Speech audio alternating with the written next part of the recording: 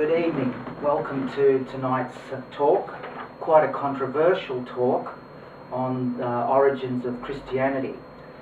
The mention of the Da Vinci Code is more or less to highlight that we owe a great debt to that author's work in encouraging people to re-examine Christian origins, either for Christians themselves or for people that are even hostile or just curious to try and find out a little bit more.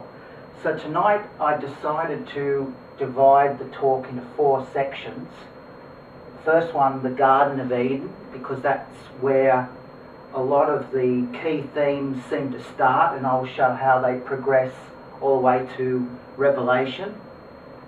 The second one deals with the changes that have been made by clerical people and people in political power to change the so-called correct scriptures of Christianity. The third section looks at similarities between pagan beliefs, practices, or key figures and the things that happen within the Christian world.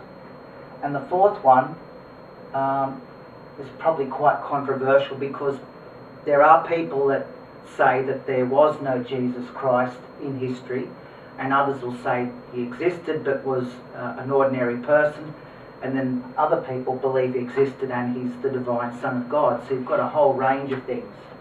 So why did I pick the Garden of Eden? Well, I'd say, well, that seems to be where the Bible starts the whole saga. And to me, the Garden of Eden seems to be more like a big setup than what the Bible claims it to be, like a tragic fall. The Garden of Eden has been linked to something in the Egyptian world by, I'm just trying to remember the chap's name, Greenberg. Greenberg shows that the Garden of Eden is similar to the Egyptian Garden of the Gods. I just put Garden of Gods, which were like male and female deities, and they were in this garden setting. And I don't know what the story is that goes with that, but this was centuries, I don't know, maybe even a millennia before the biblical story of a garden is recorded.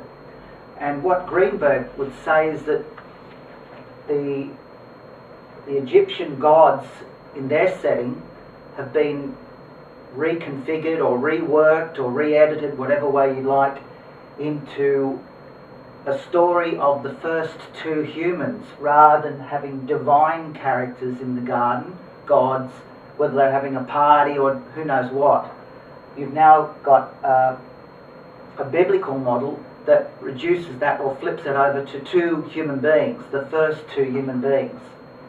So that seems to be, there seems to be some sort of link there.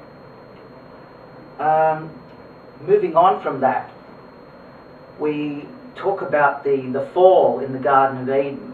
Now, if this fall has a real spiritual significance, then it is of great consequence to every living being that's ever come onto the planet, because if there is some sort of horrible destiny for someone that's not saved or converted or forgiven, whatever you want to call it, then this the fall in the garden, even if it's in a fable form, if it has any real bearing on our destiny, it'd be good to investigate that.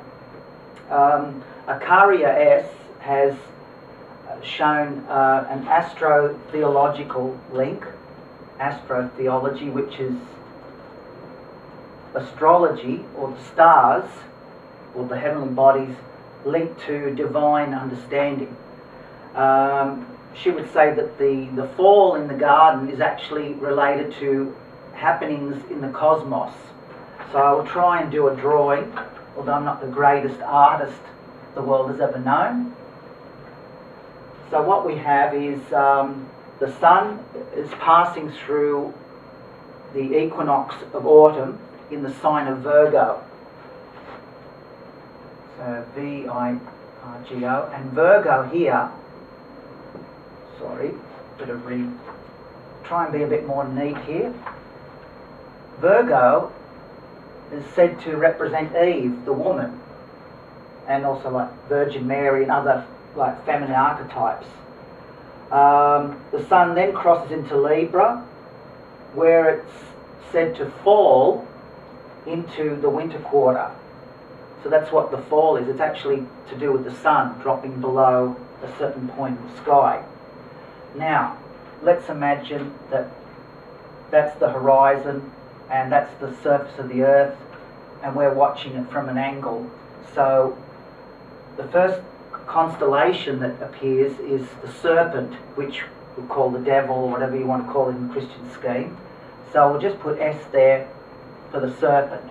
So this is something happening out in space. There's the earth and there's the horizon.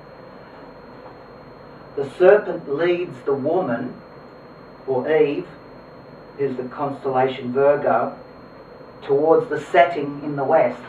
So here's the west, there's the east. So there's the serpent, then comes Eve, or the woman. So the serpent precedes the woman in setting below the horizon. So it's an astronomical but also a mythical event. So this is where you get the idea of the serpent seducing or tempting Eve.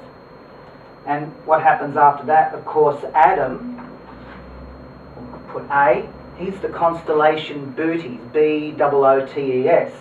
So he follows on in this, you can imagine like a radiating arm. You've got the serpent, then swinging after that is Eve, then Adam, which is Bootes, follows Eve, and then they eventually, as they continue, they go below the horizon, they start to set.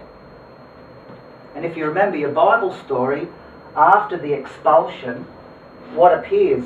An angel with a flaming sword that stops them coming back into the garden. Sort of like, all right, you've left, you can't return. This angel with the flaming sword, put A-N-G-E-L, is identified as Perseus, the constellation Perseus. So there, Acaria has described at least a possibility.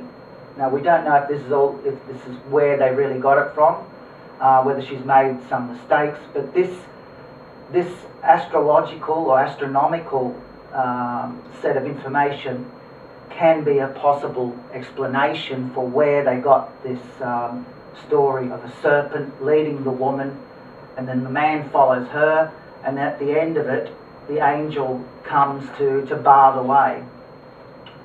The mention of the sun also relates to this part would be like, let's assume that's the dark section.